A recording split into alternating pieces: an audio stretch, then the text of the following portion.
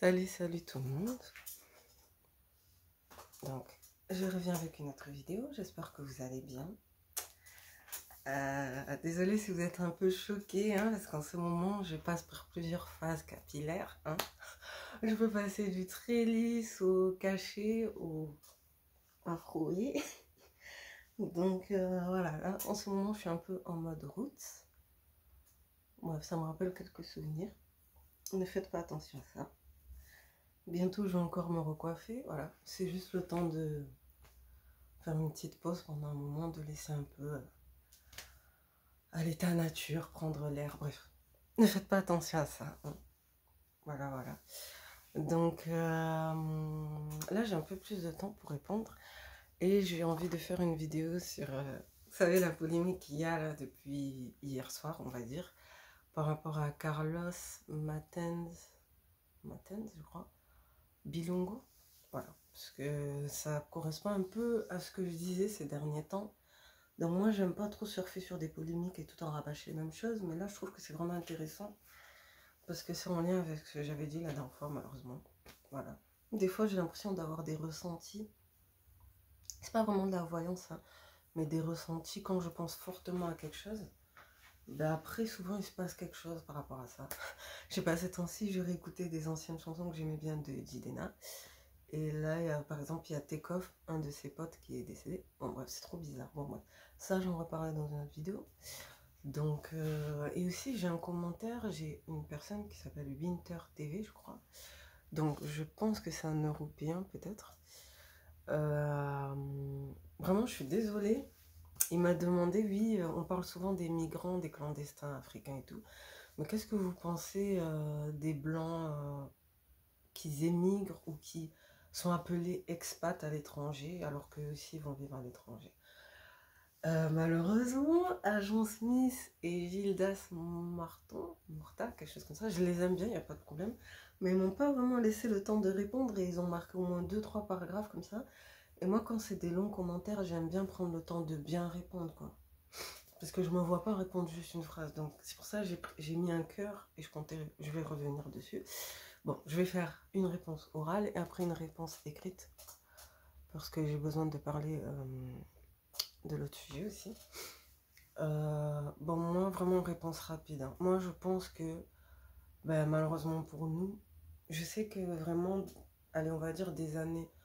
Parce que je pense que en France, les immigrations ou les émigrations, ça a commencé entre 60 et 80.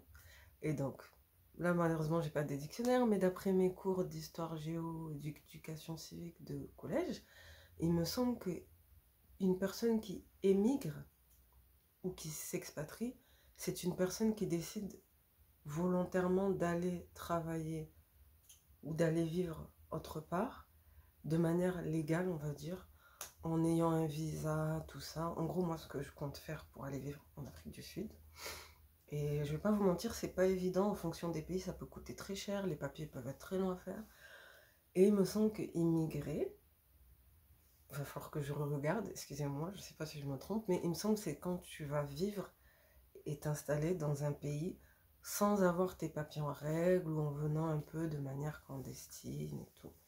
D'où le fait qu'on dit immigré clandestin. Donc il y en a qui viennent en avion, il y en a qui viennent par bateau.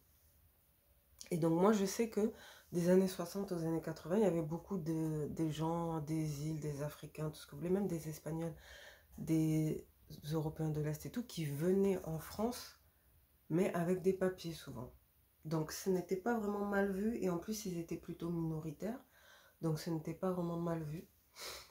Même ici on sait que l'immigration c'est encore une autre histoire, parce qu'il me semble que les premiers immigrés c'était des juifs, voilà, tziganes, tout ça, bon bref. Mais comme je ne m'y connais pas trop, je vais juste parler de l'immigration africaine noire.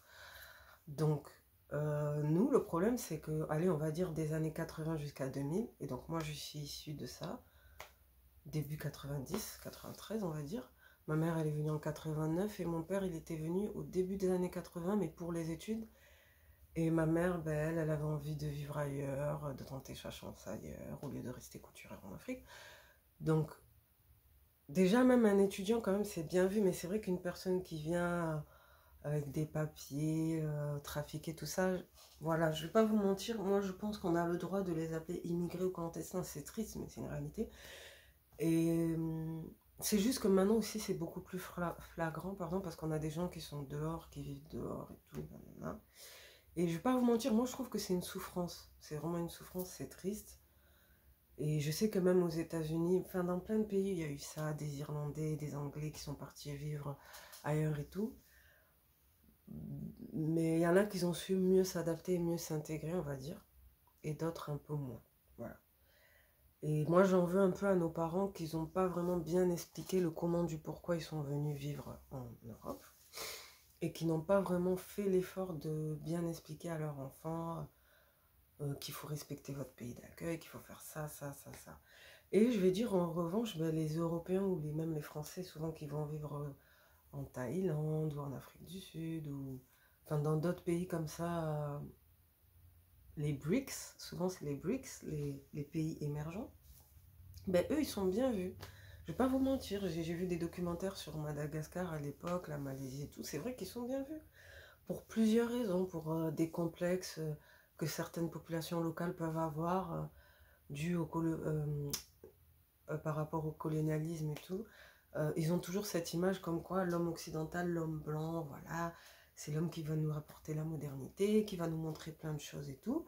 Donc, je vais pas vous mentir, hein, moi, on le dit souvent que c'est vrai qu'un homme blanc, SDF, ou qui galère en Europe, je vais pas dire qu'il va facilement devenir riche en Afrique ou en Asie, mais il peut faire quelque chose. Moi, j'ai déjà vu des reportages sur ça, d'hommes blancs qui avaient juste un peu d'économie, hein, de 500 000 euros et qu'ils ont grave buzzé dans d'autres pays émergents, vous voyez. Parce on va pas se mentir, ils ont certains avantages. Et c'est vrai qu'un immigré africain, par exemple, qui va en Chine ou en Inde, c'est pas pareil. Il y a plein de préjugés. Ou sinon, il va vraiment falloir qu'il se faufile, et nanani, et nanana. Et c'est vrai qu'on va pas se mentir, il y en a qui sont pas malins des fois. Donc, des fois, ils font n'importe quoi. Ils respectent pas les règles du pays dans lequel ils vont. Et je vais pas vous mentir, je pense quand même que les Européens et les Français, même s'ils ont quelques avantages et quelques privilèges, parfois injustes, ils savent aussi un peu mieux se faufiler, on va dire, dans dans les populations, les sociétés qu'ils intègrent. Voilà. Et c'est pour ça que, voilà, même s'il y en a parfois qui immigrent, ben, ils sont vus comme des expats, on va dire. Mais bon, moi, c'est plutôt ma réponse que je dirais par rapport à ça. Et voilà, hein, c'est comme ça. Hein. C'est triste, mais c'est comme ça. Et c'est vrai que ici, ben, même si avant c'était bien vu, par exemple, j'en ai parlé aussi dans Marly Gaumont, avant c'était bien vu quand il n'y avait pas beaucoup de gens, mais là maintenant on est arrivé à un stade où c'est trop, vous voyez. Donc c'est ça, les gens n'ont pas vraiment été très malins. Et je peux même faire un lien avec ce qui s'est passé avec Carlos Martens Bilongo, voilà, qui a les mêmes origines que moi, voilà, qui est congolais-angolais. Et qui s'en est pris plein la gueule parce qu'il a voulu, enfin donc c'est un député qui fait partie de la France insoumise et donc de la gauche mélenchoniste, nanana. Et en gros, moi je sais qu'on va pas se mentir, les Noirs, les Maghrébins, tout ce que vous voulez, même les Asiatiques, quand ils ont des postes à haut degré comme ça, on leur dit bon, voilà, tu travailles parmi nous, mais fais-toi petit en gros.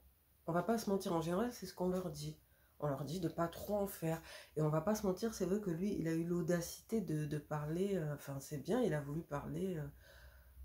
Au début, je pensais qu'il parlait de l'écologie, du climat, parce que je sais qu'il est engagé par rapport à ça. Voilà, j'ai vu que c'est un jeune homme d'origine congolaise de 31 ans, angolaise de 31 ans, voilà, qui a eu un parcours vraiment au début commercial et tout, et qu'après qui s'est redirigé vers la politique, et ça a marché.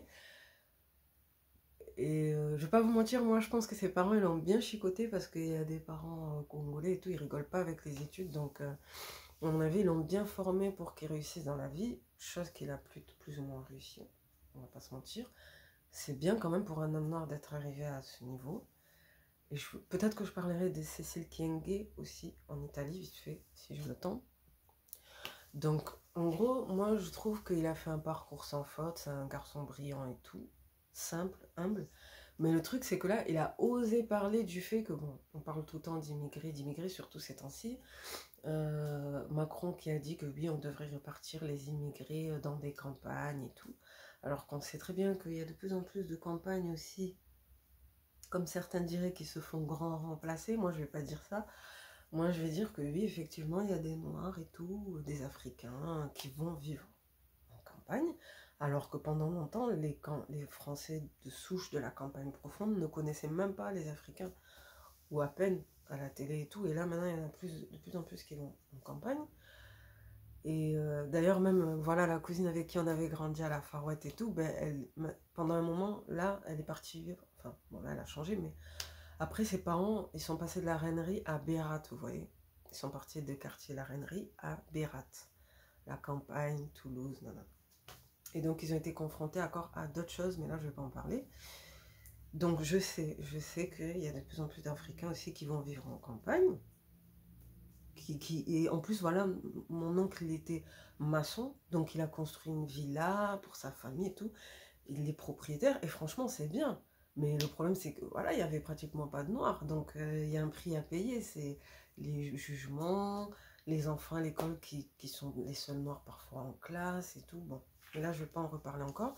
Et donc, lui, il a osé parler du fait que les migrants, qu'il faudrait voir si on peut qu'est-ce qu'on peut faire pour les migrants qui sont coincés en mer et tout. Il en a parlé mercredi, je crois, et ça a buzzé depuis hier soir.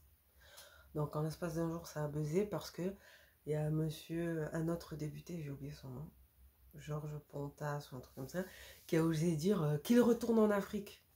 Et donc le truc, c'est qu'on ne sait pas s'il a dit qu'il retourne les migrants ou toi retourne en Afrique. Bon, il s'est rattrapé, il s'est excusé, il a dit, il parlait des migrants. Qu'en gros, ça y est, on a assez de noirs qu'ils retournent en Afrique. On peut rien pour eux. On va pas se mentir, il y a de plus en plus de Français de souche, voire même de Français halogènes, qui pensent comme ça. Et ben lui, il a dit non, pas du tout, ou un truc comme ça. Bon, déjà, il a eu le courage de se défendre, mais le truc, c'est que moi, au début, j'ai cru que c'était lui qui était visé. Et je me suis dit, ben voilà. Voilà. Même quand les gens, je veux pas être méchante, hein, s'il a visé les migrants et tout, ok, il a le droit de penser ça, mais le crier comme ça, ben c'est vrai que c'est assez osé.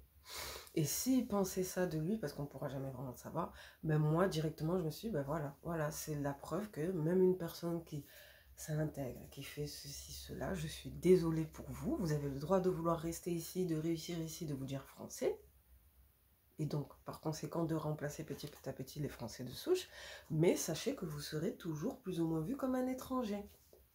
Et peut-être que votre 4e génération d'enfants, peut-être métissés, sera peut-être vu comme des Français tout court, mais vous serez toujours vu comme un Français d'adoption. Et moi, c'est ce que je dis à chaque fois, que moi, je l'ai compris au lycée, ça. Que je peux me dire française, mais je serais vue comme une Française de seconde zone. Et j'aurais pas intérêt à parler du fait qu'on doit faire entrer encore d'autres noirs, en fait. Et moi, c'est ce que je vous ai dit. Je vous ai dit, bientôt, il va falloir faire des choix. Bientôt, il va falloir clairement, c'est triste, mais être des vendus, assumés. Il va falloir clairement dire, non, nous, maintenant, on est des noirs maghrébins ou asiatiques français. Et stop aux autres, on ne peut pas les aider, il faut qu'ils retournent chez eux. Je pense que bientôt, vous allez devoir faire ça. Parce que si vous allez oser dire que non, parce qu'on m'a aidé, il faut qu'on aide tous les autres, et c'est humaniste, et c'est bien de vouloir faire ça. Désolée, genre, je ne peux pas m'empêcher de remettre mes cheveux. Mais on va vous faire comprendre que non, en fait, il faut que vous choisissiez. Parce qu'on ne pourra pas accueillir toute la misère du monde. Voilà. What I have been telling you for a long time now. Voilà. Voilà. Et moi, j'écoute de temps en temps des gens comme Henri Delescin qui est racially aware, on va dire. Moi, j'aime pas utiliser ce genre de terme, mais c'est quelqu'un qui est très porté sur la race, entre guillemets, qui ne veut plus de Congoïdes, donc qui ne veut plus de gens comme nous. Et c'est pour ça que moi, j'avoue, j'ai du mal à me dire que je vais prendre la place d'une... Je ne veux pas prendre la place d'une Française, en fait. Et quand je vois des choses comme ça, je me dis, ben voilà. Voilà ce qui nous attend. Et je vais pas vous mentir, c'est très difficile. C'est vraiment pas facile. C'est pas facile d'être un vendu parce que tu veux rester dans ton pays d'accueil, nanana. Et malheureusement, je pense que c'est ce qu'il est en train de comprendre. Moi, je veux même pas que l'autre député, il démissionne et tout, parce qu'il y a des gens qui font une pétition pour qu'il démissionne. Il n'est pas obligé de démissionner. Il a dit ce qu'il pensait, il les cache. Ok. Moi, j'aimerais que notre frère, comment il s'appelle?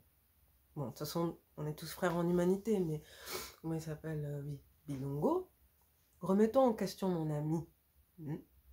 Tu as un haut poste, voilà, à lourde responsabilité, c'est bien, mais tu es conscient que tu vas devoir faire quelques concessions. Remettons en question. Est-ce que tu te vois rester ici et te corrompre et bye bye ma dignité? Ou est-ce que tu préfères garder ta dignité et peut-être pourquoi pas essayer d'être homme politique au Congo? En ce moment, il se passe beaucoup de choses. On essaye de faire partir Joseph Kabila, nanana, enfin... Non, attendez, parce que j'avoue que là, je me perds un peu. Je pense que je me perds un peu, mais c'est comme Cécile Kyenge en Italie, être une ex-ministre, parce que maintenant elle est plus ministre, de l'intégration. En Italie, voilà un pays où vraiment, eux, ils rigolent pas avec ça. Moi, j'aime bien l'histoire de l'Italie, la langue italienne et tout. Pendant un moment, je l'ai étudié. Mais je sais que j'aimais bien entendre mon prénom Cecilia, Cecil, nanana, il n'y a pas de problème. Mais et ne veulent pas de noirs. Et il y a même des Italiens qui sont mélangés là-bas. Matt de Pau et tout, mais ils veulent pas d'autres noirs en fait. Et elle était là-bas, oui, nanana. Elle se battait pour que les autres noirs soient intégrés, c'est bien. Mais en contrepartie, elle s'est fait traiter d'orang-outan, de singe. Et je m'en rappelle, j'en parlais à l'époque dans mes anciennes vidéos.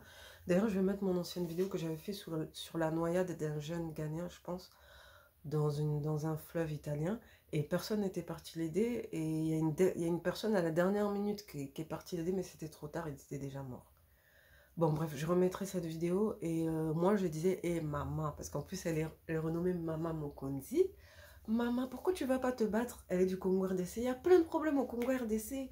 Pourquoi tu vas pas ramener ton intelligence et tout là-bas? Moi, c'était ça que j'avais envie de lui dire. Par respect, tu pourrais être ma tante, tu pourrais être ma mère. Arrête de t'humilier là-bas, va travailler et va aider les gens là-bas qui galèrent et qui, même si on peut, c'est compliqué, nous là-bas, Sassou Nguesso c'est encore autre chose, Bongo, Omar Bongo, on peut pas les faire partir comme ça, mais au moins essaye d'aller faire quelque chose là-bas, essaye d'être femme politique là-bas, c'est mieux. Ça sert à rien de vouloir faire tout ça en Europe, surtout quand on veut pas de toi. Voilà, bon, j'avoue j'ai été rapide, mais je pense que je vais m'arrêter là.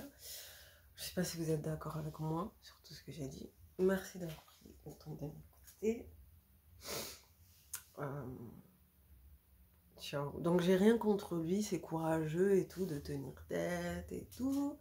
Je vois que ses parents l'ont bien élevé, il n'y a pas de problème, mais remettez-vous en question. Est-ce que ça vaut la peine de se battre comme ça? Si les gens comptent rester, s'assimiler, ok. Mais comme je vous ai dit, bientôt vous n'aurez plus le droit de parler de ces histoires de il faut d'autres immigrés. Il y a trop de problèmes là en ce moment en France, en Europe. Donc voilà, voilà. Merci d'avoir pris le temps de m'écouter. Ciao, à bientôt.